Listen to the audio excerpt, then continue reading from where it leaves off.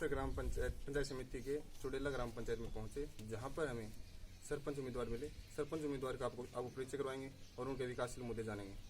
सबसे पहले तो अपना नाम बताइए सर।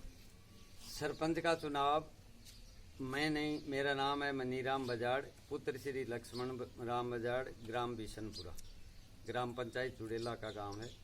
आज तक पंचायती राज संस्था के चुनाव जब से शुरू हुए हैं तब से मेरे गांव का कोई भी प्रतिनिधि आज तक इस चुनाव में नहीं आया है। ये प्रथम बार है कि ये गांव की बेटी चुनाव लड़ रही है। अन्य 2 प्रत्याशी हैं, वो गांव की बहू हैं और मैं 34 साल सरकारी सेवा में रहा हूँ और उसके बाद इस सेवानिवृत्ति के बाद मेरा स्वयं का कोई विचार नहीं था कि सरपंच का चुनाव लड़ूं, लेकिन मेरा रिटायरमेंट 31 जुलाई 2019 को हुआ।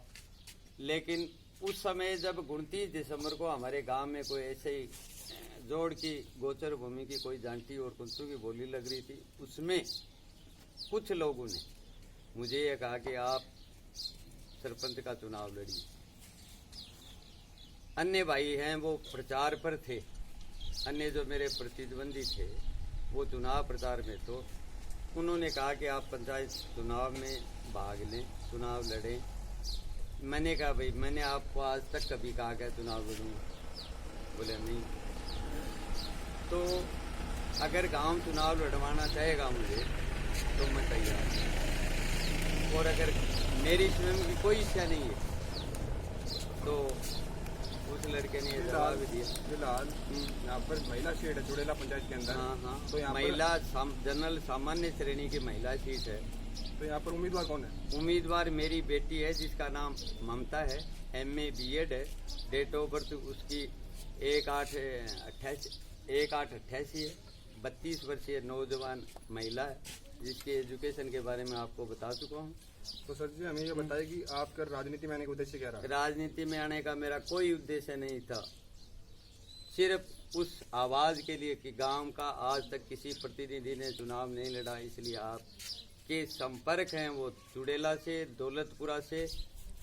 यहाँ पर मैंने नौकरी की, चुड़ेला में मैं 21 जुलाई 2005 से, और इस गांव में मैंने 2 साल नौकरी की। इसलिए विकासशील मुद्दे क्या कहते हैं? विकासशील मुद्दे मेरे यही हैं कि आज तक 1959 से लेकर के आज तक जो भी सरपंच बने हैं उन्होंने क्या किया? उन्होंने यही किया, जिसके पास झोंपड़ी है उसकी तरफ कोई नहीं देखता है, जिसके पास अल्लेशान मकान है, बिल्डिंग है, उनको ही तवज्जो दी है।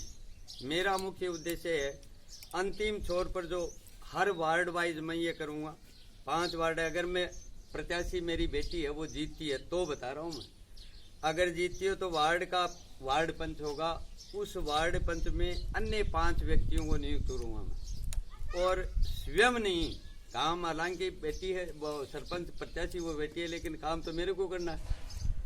उस वार्ड में अन्य गांव वालों का ये पंच प्रतिनिधि और अन्य 5 व्यक्तियों को, मेरी तो राय है कि अन्य 5 व्यक्तियों को नियुक्त करके जो भी व्यक्ति होगा उनसे ये सबसे लिस्ट लूंगा मैं। कोई जो खाद्य सुरक्षा में नहीं जुड़ा हुआ है, ऐसा गरीब परिवार जिसके कोई पशु शेड नहीं बढ़ा है, कोई और नहीं, कुछ भी काम नहीं हुआ है, किसी को शौचालय के नहीं मिले, वो अब भी कह रहे हैं मेरे को सरपंच जी हमारा शौचालय तो बना दिया लेकिन पेमेंट नहीं हुआ अभी तक। इस प्रकार के जो मुद्दे हैं उनको मैं वरीयता दूंगा, जो अंतिम लाइन में है उसको दूंगा मैं, जो अपने आप को बहुत बड़ा समझते हैं कि मैं ही हूँ इस गाँव में सब कुछ, उसको मैं कुछ नहीं, पूछने वाला ही नहीं। ये देखिए, जैसे कि मुझे बताइए, जैसे कि हर ग्राम पंचायत के अंदर पानी निकासी बड़ी समस्या रहती है, तो आपकी ग्राम पंचायत के अंदर पानी की समस्या कैसी है? पानी की समस्या आप देख लीजिए घूम के, हर गांव में मिलेगा आपको किचन।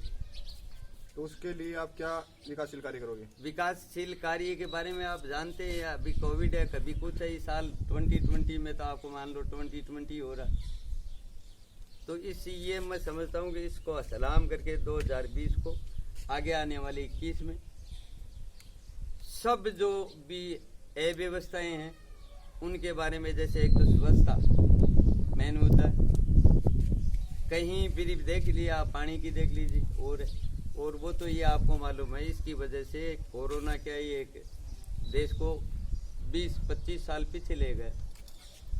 रोजगार नहीं है लोगों के पास, नोटबंदी कर दी बिना सोचे समझे, और कुछ कर दिया।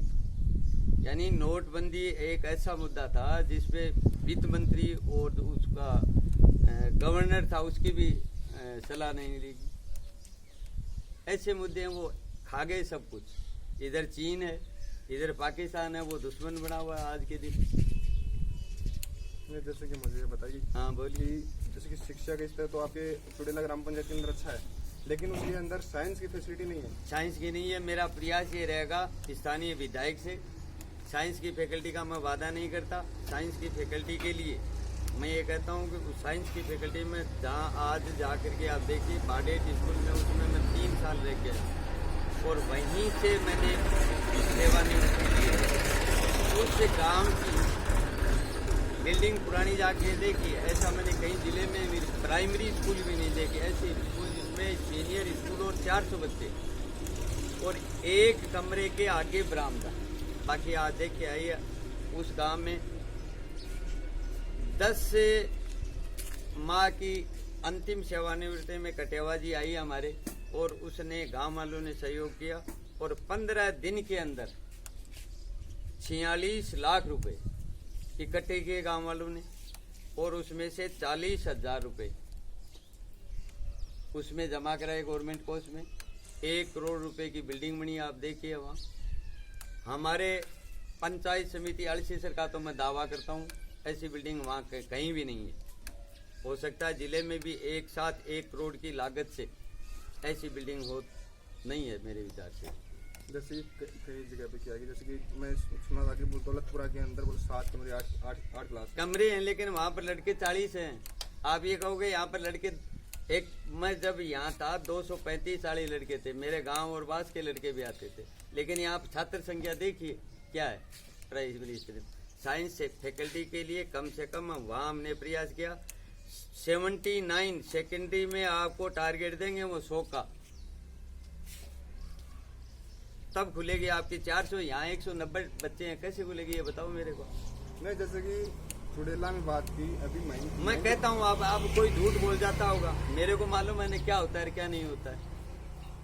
यूं ही आपसे मैं कह दूं, वादा कर दूं, मैं आओ सीनियर नहीं, सीनियर तो है, फैकल्टी खुलवा दूं। कैसे आप ये जो गवर्नमेंट के नॉर्म्स हैं वो ही कंप्लीट नहीं कर रहे हैं साहब। बोर्ड का सेंटर ही नहीं है यहाँ पे। और जैसे कि चिकित्सा का स्तर कैसा आपके चिकित्सा स्तर में क्या है, कुछ नहीं है। मेरे गांव में खुद में नर्स एनएम का भी नहीं है, आंगनबाड़ी भी नहीं है, कुछ भी नहीं है। तो उसके लिए आप क्या विकास करोगे, क्या करेंगे? हम प्रयास करेंगे कि वो करें, बनवाएं। तो जैसे कि आपने मनीराम जी सरपंच उम्मीदवार, इनकी लड़की है, हाँ, तो उनके आपने विचार सुने। अभी हम यहाँ की जनता से बात करेंगे। हाँ, जनता से पूछिए साहब। और यहाँ की बात करेंगे कि यहाँ पर जो ये मुद्दे बताए हैं, इनसे अलावा क्या क्या इनको प्रॉब्लम है जो कि ग्राम पंचायत के अंदर आ रही है।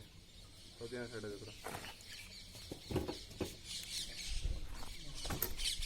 समस्याएं बहुत हैं यहाँ पर। आवारा पशु हैं, उनके लिए कुछ व्यवस्था नहीं। क्या समस्या है?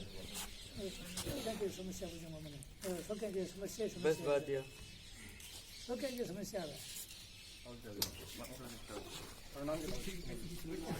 हाँ सर, सारी चिकित्सा, शिक्षा और अन्य सारी ये सभी। तो आप भी सरपंच साहब उम्मीदवार हैं, जो है कि अगर कुछ जीत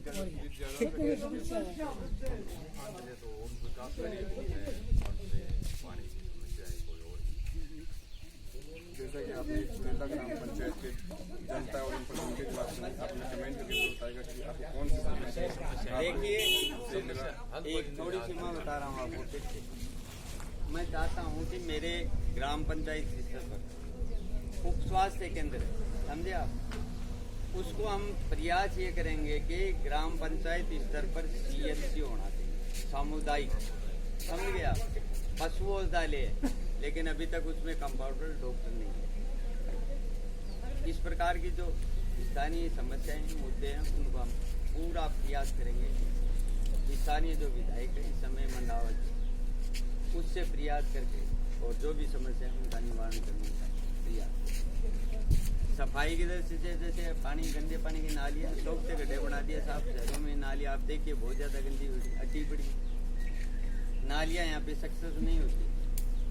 बाथरूम है गांव में लोग ऐसी जगह पर बनाते हैं जो कि उसका पानी सड़क पर आए, जानबूझ के सोखता गड्ढा बनवाने कहाँ जरूरत आ गई।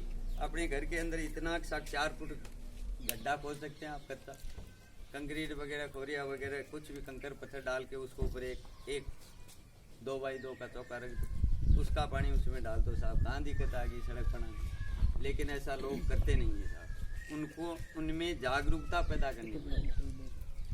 ये हाँ भाई साहब, आइए भाई साहब आप आ जाओ, तुम आ जाओ। ये आंका भी नहीं यार बाता हूँ क्या बन मेरा और नाम बताओ पहले तुम्हारा। मेरा नाम सुरेश है। तो चुड़ेला ग्राम पंचायत के अंदर आपको कौन कौन सी समस्या है कितने नजर आ रही सबसे है? पहली समस्या तो किसानों की बहुत बड़ी समस्या। शाम के टाइम में गाँव में जाकर के आप देखोगे तो आवारा पशु है, पूरा गांव में तो ये देखिए आप कि अगर किसी की बारात आती है जाती है आबादी के बस भी हिसाब नहीं से आती कृषि है, भूमि है वो सीमित है हाँ, और वो पुलिया 2-4 बीघा टुकड़ा बागा मैंने गाँव है, दो जगह तो बनी है, पुलिया बनवा दो। हमारे पंचायत हेडक्वार्टर के अंदर एक रोड है बाप बनवा दो, लोग सबसे मैं पहले बनवा लूं, कल छोड़ दी। हमारा उसमें गवर्नमेंट की अनुदान देती है, कुछ पंचायत एक एकड़ का नोट के तो आ जाएगा। और इसके अलावा भी आपको कौन कौन सी समस्या मुख्यतः नजर आ रही है? एक पंचायत हेडक्वार्टर ऑन रोड पे था, उसमें सीएससी या पीएससी होगी आज से 20 साल पहले ही बन रही थी। और जब तक सरपंच अटल सेवा केंद्र का बजट है उसको उत्साहित नहीं करेगा तब तक काम नहीं। चलो ये मजाक है कि घोषणा करना हुआ है कि हाँ चलो सही है। इस बैंक को आगो काढ़ो लेती 2 करोड़ की बोलो स्टार्ट करो। ये सब कुछ बोलो आप आराम से अपने। हाँ करो स्टार्ट चलो। सरपंच महोदय आते हैं अपने एक गुटबाजी के अंदर रह करके काम करके समट जाते हैं। हर साल की पंचायती राज में यही काम हुआ है। जो इनके 2-4 पल्ले रखते हैं उनके कहने के इशारे पे काम होते हैं। मैं बता दूँ, मैं एक एजुकेटेड परिवार से हूँ, मेरे पापा लेक्चरार हैं, 2 भाई लेक्चरार और हैं। जो मेरे बड़े भाई हैं वो लेक्चरार हैं, उनके तो शौक था गड्ढा, मैं बेरोजगार था, मेरे शौक था गड्ढा नहीं। उचित है या अनुचित? तो अभी आप जो भी सरपंच आएंगे, जो भी सरपंच प्रत्याशी आएंगे, उनसे आप क्या मांग करते हो? उनसे पंचायत के जो गरीब आदमी है, किसान है, उनकी देख रेख करो, उनके हित में काम करो। जैसे कि मुझे बताइए, जैसे कि आपके यहाँ जिस घर में कर्मचारी हैं वो तो बीपीएल श्रेणी में बैठे हैं और जो झुग्गी झोंपड़ी में है वो बीपीएल एपीएल में भी नहीं। तो अभी आप उनसे जैसे कि आप पूरा मैटर बताइए। हाँ, उनसे क्या क्या मांग गुरुजी करते हैं? क्या गुरुजी चला गया हो बस कर दो। तो रुकता तो